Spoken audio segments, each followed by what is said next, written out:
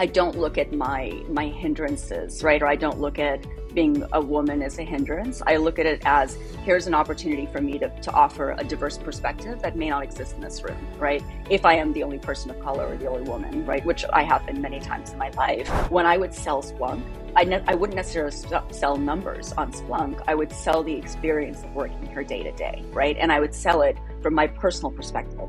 Person has their own culture or country has their own culture, and really learning about the differences within that culture. It was a very beautiful experience. Hi all, good morning. So today I have Shreya with us who is all about cheering other people on, which is why she's a delight for anyone who works with her. Her positivity and energy are infectious, which is why hiring manager and candidates seeking jobs love her. She has transformed the recruiting culture by introducing proactive strategies that increase the number of qualified candidates, reduce time to fill critical positions, and substantially enhance the hiring manager satisfaction.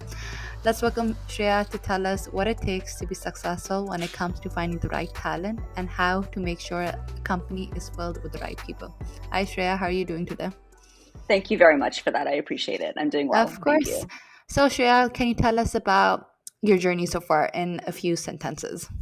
Of course, yeah. So I started at Splunk 11 years ago. I left this year just to rest for a bit, but my journey at Splunk was from 100 or so employees to over 8,000.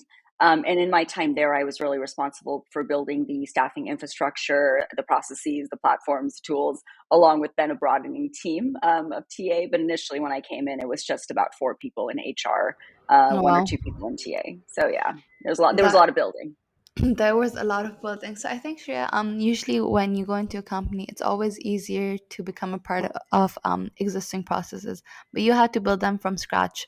So what were some of the challenges you faced? I mean, you had your own flexibility to come up with innovative ideas, but what were some of the challenges you faced early on, and what did you learn from them?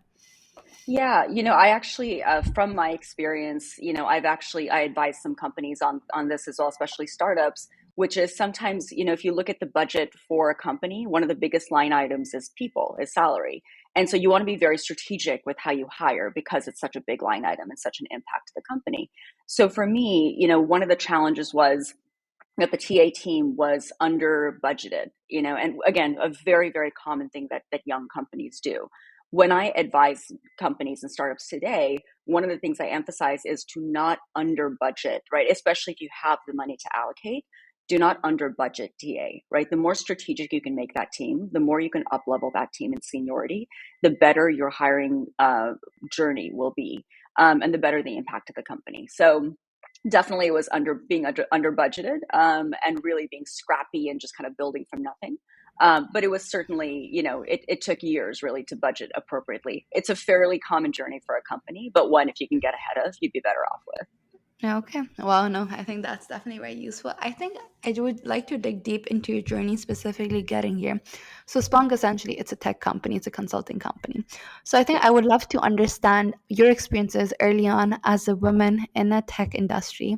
How was it like voicing your concerns, dealing with people? I mean, of course, I've known Splunk is known for their diverse culture. It's known for its mission. But early Yeah. on, how was it like for you as a woman in a company like that? I was honestly very fortunate, in the sense that they believed in being very self-aware, and so they were mindful of challenges that women may face, people of color may face. They were very mindful of kind of creating a good balance. But with that said, I'm going to be more honest. Any company that I go into, um, I don't look at my hindrances, right? Or I don't look at being a woman as a hindrance. I look at it as here's an opportunity for me to offer a diverse perspective that may not exist in this room, right? If I am the only person of color or the only woman, right? Which I have been many times in my life. I look at that as, they can now learn from the perspective I have. And I come in absorbing that knowledge. And then when I speak in the room, I speak from that position. And so oftentimes I gain credibility fairly quickly, because I come in knowing that I have a knowledge base that maybe other people won't have. And frankly, that could apply to any person. But I think it's important to really know that about yourself, right? That this is an opportunity for me to share and for them to learn, and vice versa. No, no, I love that. I think you need to be comfortable in your own skin, but sometimes women just self doubt themselves, even though they might have more knowledge than other people in the room. So I Yeah. like the approach that you take. Understanding who you are as a person and what you can bring on the table is much more important than what you were born with. So thank you so much for sharing that, Shreya. My next question, Shreya, would be: is I know you are no longer with Splunk, but Splunk was named the best, one of the best places to work in the U.S. eight Yeah. times in a row. What is so special about Splunk? Why do people keep coming back to that company, and why do people love to work with Splunk in the first place? Yeah, I mean, they're very thoughtful, and for us, our culture flowed from the top down, and so there was no, and that's a lot faster than from a bottoms up approach. So the leaders, themselves and everyone that hired under them, were very humble. I think that was a large part of it. Even our head of sales, Tom Shortoff, used to say, "No ego," right? And in sales, that's kind of a big statement to say that, right? But you walk in with no ego, right? Humility, good intent, open dialogue, trust. These are qualities that we can all just throw out there and say they're important. It's another thing when you see every one of those qualities start to be implemented into the company structure, into your day to day experiences. That is then a very, very different situation. And so, for me, I found that they really led with those values in mind. And there was a direct benefit to the company. We felt the family feel of the place that I don't know that I could have felt that at most companies. Well, I mean, it kind of goes without saying if the leadership are following a particular example, if they're reflecting and embodying the values that are set by the company, it's more easier for people at lower levels to follow those examples just because they can learn from them, they can get inspired by that. So it's very important. So thank you so much for sharing that, Shreya.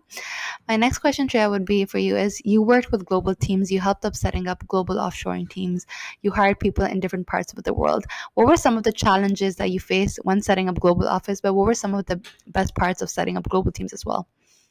Yeah, I mean, you're right. It's a great question because there are a lot of challenges and a lot of rewards, right? Setting up, as you can imagine, a global team, every company operates in its own way, right? There are HR practices that are different in each companies. There are, customary traditions. There are different in each companies. So really, the challenge was to really acclimate to the diversity of the country. And really hiring there, right? From building an entity to hiring the people to training, to retention, right? What kept a group of people in one country may have been very different than what kept a group of people retained in another country. So really learning all of the kind of cultural normalities that belong to that country independently was really kind of the challenge, and I would say the opportunity as well. The fun part is exactly what I just mentioned, the diversity of it all, right?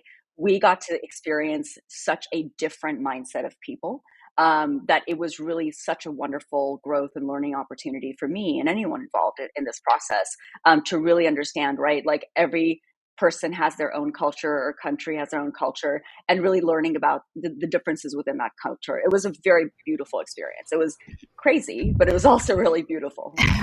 There are always two flip sides of a coin, and I mean, you Yeah. always have to accept the pros and cons in order to achieve the best results. So thank you for sharing that, Shreya. Last question, Shreya, would be: is we're seeing a lot of companies hire, but we're also seeing a lot of companies finding it hard to find the right talent, finding it hard to retain talent. What are some of the company? What are some of the problems companies are facing these days when it comes to attracting and retaining some of the best talent, according to your own journey? Yeah, it's really it's a, I wouldn't say it's a crisis of identity, but it's a, you really have to, as a company, figure out who you are, right? What your personality is, not just what you bring to the table, but who you are as an entity, as a person, right?